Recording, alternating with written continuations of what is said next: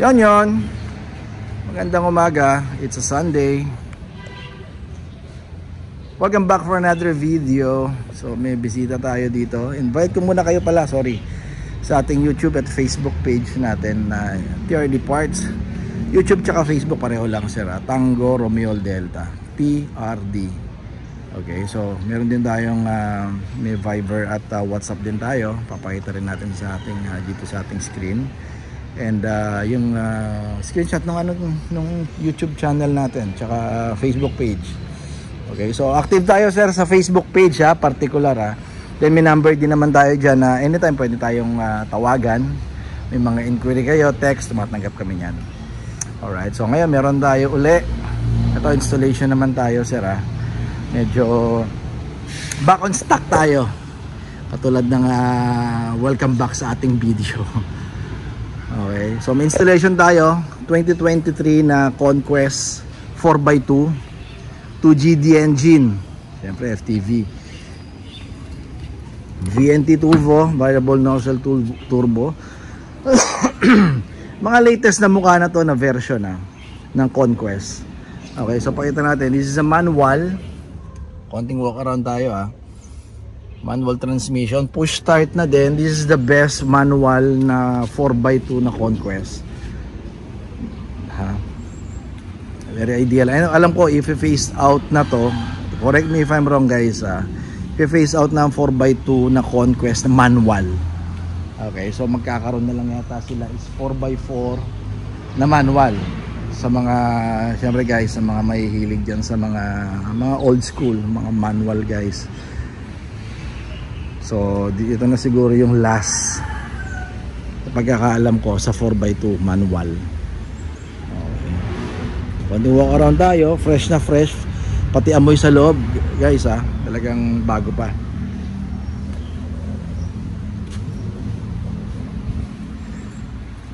So kakabit natin dito is yung walang aircon. Yan ang kakabit natin ngayon. Alright, so rear aircon vent system dito sa 4x2 manual Conquest. Ganda ng kulay. Maputi pa naman ako. Pero hindi ko talaga puti. So pakita natin sa inyo yung ating kakabit. Yung parts na original, brand new. So wala ako ditong, alam ko meron pa ako isang stock ng pang matic pero ipapakita ko sa inyo yung pang manual na ito yung hose o yung pipe na pang manual. Ito yung aircon vent, original din yan. Lahat to galing Thailand Yan. It's brand new. Okay, tsaka ito yung link. So sa mga nagtatanong sa Facebook tsaka sa YouTube natin, 3 piraso ang isang set natin.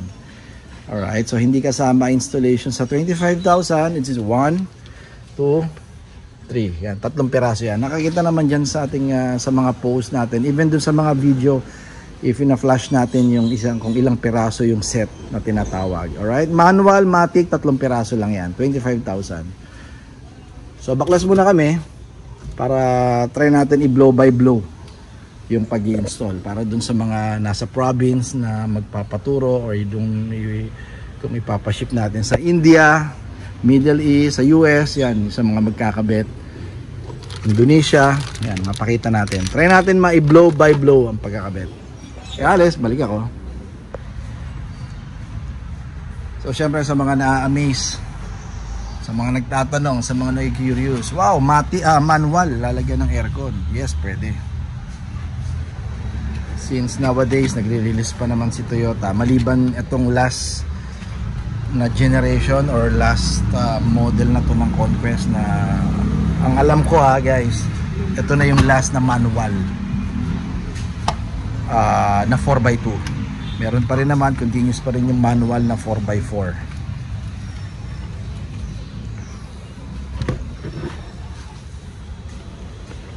Ito naman. So balak din sana ni sir magkabit ng wireless charger dito.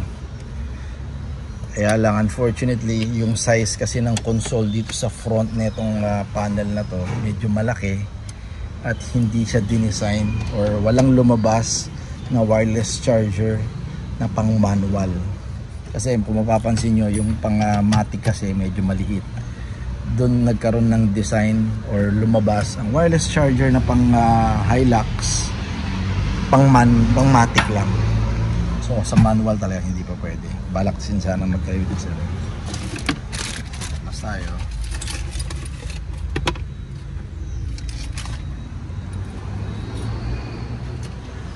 Okay. So after matanggal yung center panel, next natin yung center console box.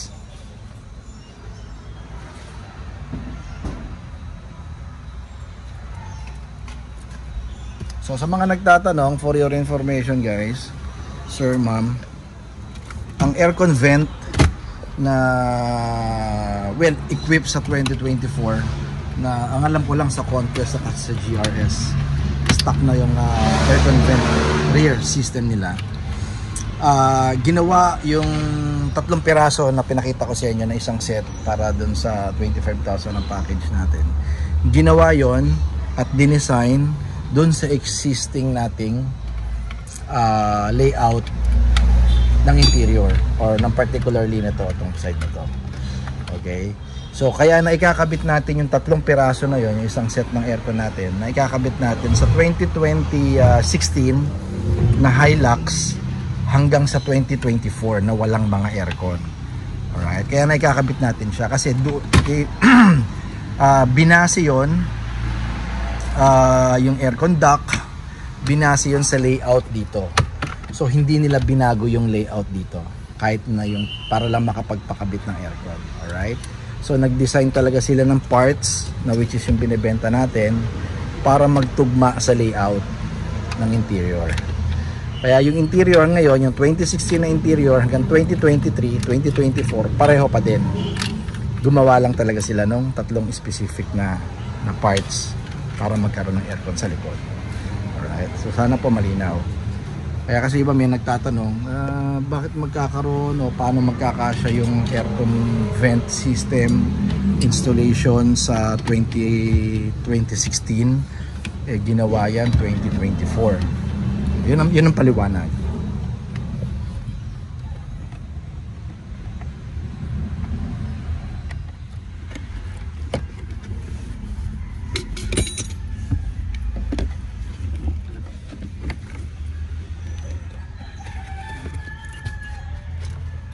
Once again, this is a manual transmission.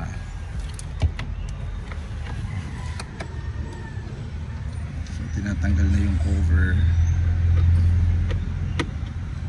ng yung humaharang dun sa hangin. Alright, may cover kasi yun na stock. Doon natin padadaanin ngayon katulad ng ginawa nila dun sa 2024. Doon natin nilalagay yung link papunta rin sa air duct, then papunta dito sa air vent sa likod.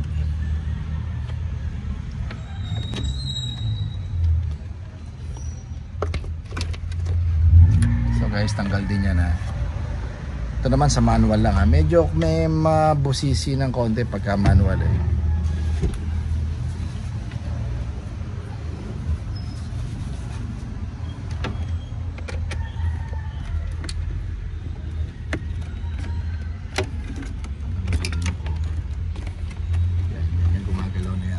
tamaan doon yan, natanggalin. Yeah. So natanggal na. Ito yung sinusungkit natin cover kanina. Yan, ito yun. So mapapansin mo yung air duct natin similar ang itsura dito. Yan. Yan. So yung link natin na ginagamit similar. Yan, yun yung cover niya yan, pareho yan.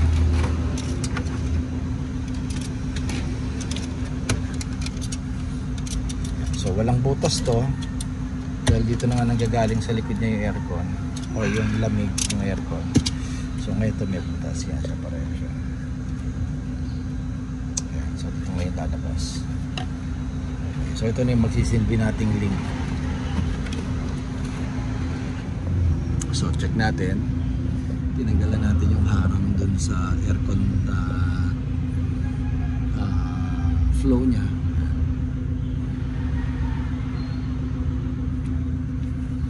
Yung dalawang basta yan. Sa dalawa.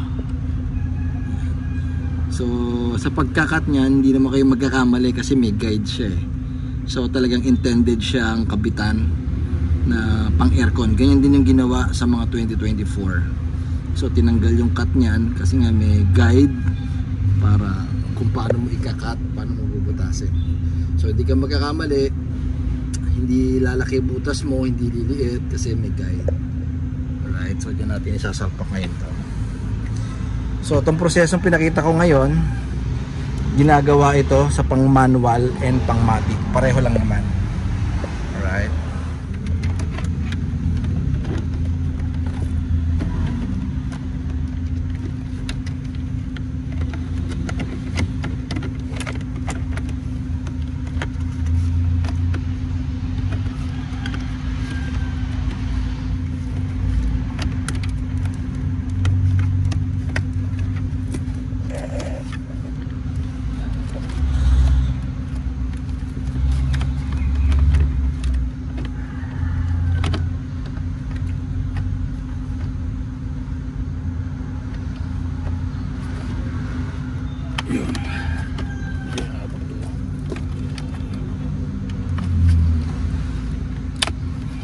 Yun. So stable na siya.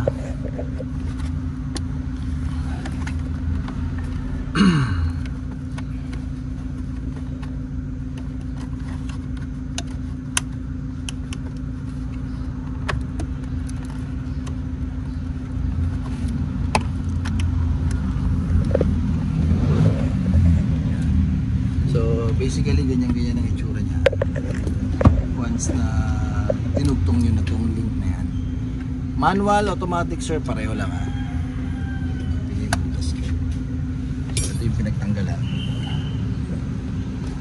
Okay, yan, ganyan. Kaya hindi kayo magkakamali.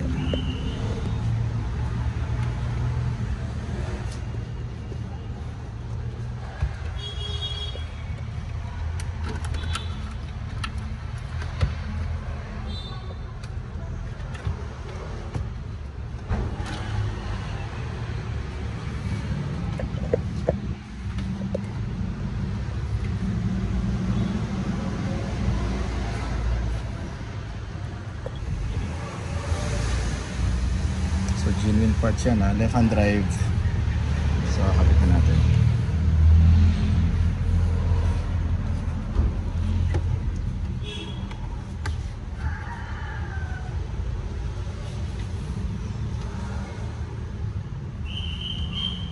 Sir mama, manual Conquest na 2023 4x2.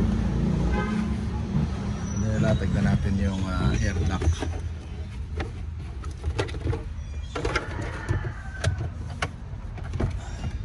So far, hindi naman tayo sa nagyayabang. Dito pa lang sa TRD Parts. Kahit sa Thailand, wala akong makita ron sa YouTube channel nila o sa YouTube link na nagkabit ng aircon duct or yung rear vent aircon system ng Hilux. So far, dito pa lang sa atin.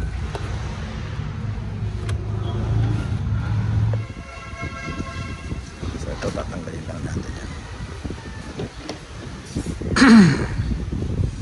Cover lang naman to. Ito yung mga stock natin 2013, 2016, 17, 18, 19, 20 hanggang 2024 na walang aircon vent. Yan, ganito po itsura ng stock nyo. Yan, so tanggal lang to. May clip lang yan sa ilalim. Dito nyo tatanggalin. Yan. Then tsaka natin kakabit to. So, wag muna suggest ko dun sa mga magdi-DIY, wag muna natin ikabit to. Wag nyo muna ilagay ngayon. Kailangan ma-install nyo muna to. Dito kasi lalabas yung hangin. Diba? yung aircon galing sa harap papunta dito. Yan. Kailangan maikabit yung ano to, tsaka yung sasalpak to.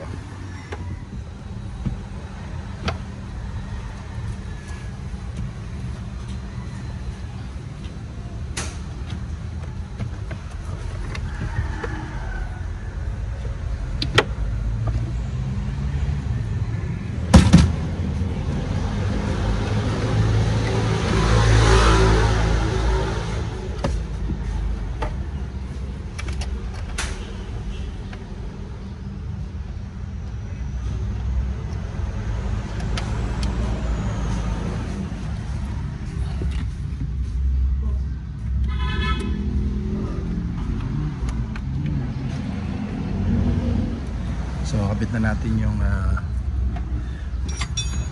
vent niya. Ayan. So ito yung rason guys, sir, ma'am, kung bakit last ko na ipinapakabit to. Kasi kanina pwede na natin actually ikabit doon habang nakatanggal eh. Pero I suggest wag.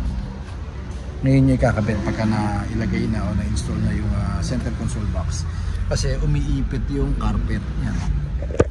Umiipit yan eh. So pag nakakabit na to, most probably baka hindi nyo mailatag na maayos yung carpet. So at least ito pwede na.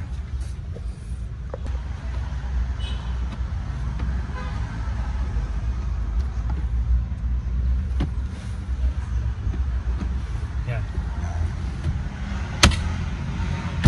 Clip lang yan.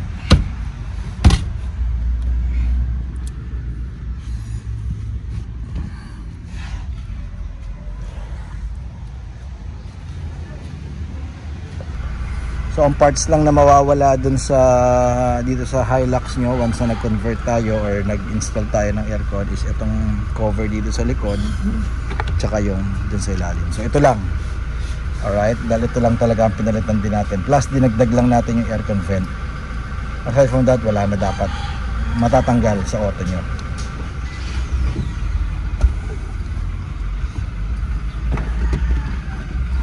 So final video tayo guys. Dito naman ano lang kung paano ka lang gumamit ng aircon, yung basic lang kung paano ka gumamit ng aircon kahit na wala pa itong rear vent aircon system mo. Bagong bago no, 550 pa lang kilometer niya auto niya. So ganun lang eh, basic lang kung paano ka lang, huwag kayong ma-confuse, huwag kayong may intimidate. Dahil dito naman sa ginawa nating installation na to, wala tayong ginalaw na wire, wala tayong dinagdag na wire. Alright, so pure installation lang ng hardware or nung vent ang ginawa natin dito. Okay, so aircon on. Number 1 lang yan So ramdam mo na kagad dito kung gaano kalakas sa harap, pareho lang sa likod dahil sharing lang naman ng hangin ang idea actually nito, ang concept nito. So ganun pa din, since walang electrical dito, manual lang ino-on off ang pwede dito. Okay, so yan, uupo lang ako ng normal na upo. nakasandal yung likod ko. Ang height ko is 5'10". Nakasandal ako ngayon dito. Maabot naman sa mukha ko. Maabot naman siya. Okay. So, ganun din kung gusto mo lakasan yung hangin, dagdag ka lang. Kung gaano kalakas dito sa harap, ganun din kalakas dito sa likod. Alright. So, bibigyan ka pa kayo ng isa pang tip. So far, pagka in-arrow down nyo to, yan, yung para dun sa leg na airflow, lalong mas malakas to. Honestly guys, na-discover ko lang. Okay, mas malakas. Yan o. Yan, mas malakas. Okay. So once again, this is a 2023 Hilux Conquest 4x2. Siyempre ang engine nito is 2.4, yung 2GD series na ng engine, yung mga latest engine. Okay, so enough na para sa pang everyday use. Oh well, hindi syempre natin masasuggest to pang off-road or pang trail kasi nga 4x2 lang to eh. Okay. So kahit 4x2 na manual to, nalagyan natin ng aircon. Alright, so ang package nito sir, without the installation, without the labor, is 25,000. Limited item na lang, limited stock ang meron tayo. Okay, alam ko meron na lang tayo nag-iisang matic tsaka nag-iisang manual na lang na natitira kasi magkaiba yung air duct ng manual tsaka matic eh. Pero the aircon vent and the link itself pareho lang. Basta 2016 na Hilux yan hanggang 2024. Alright. So thank you kay Sir Brian ng Bacoor, Cavite. Dinayo tayo dito sa Pasig. Alright, so invite you kayo guys. Just visit and like our page, TRD Parts, sa Facebook and YouTube natin. Syempre Tango Romeo Delta TRD tapos Parts. Yan makikita nyo. Then papakita ko rin sa inyo yung ating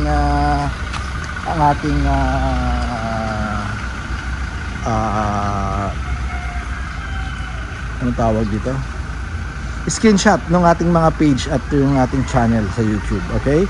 So meron din tayong Viber tsaka WhatsApp. Pwede kayong mag-message dyan. Pwede kayong tumawag. Lalo na yung mga nasa abroad. Active tayo dyan. Pero syempre mas maganda sir yung ating transaction mangyari doon sa ating Facebook page. Okay? Kasi doon ko pinapasend lahat ng deposit slip, transaction slip, or yung even dun sa mga parts na kailangan nyo in pictures, video, yan, meron tayo dyan. Okay, so paki-thumbs up na lang guys kung nagustuhan nyo at kung mahilig kayo sa mga ganitong content. Okay, paki-share na lang. Alright, so just keep safe everyone and bye bye.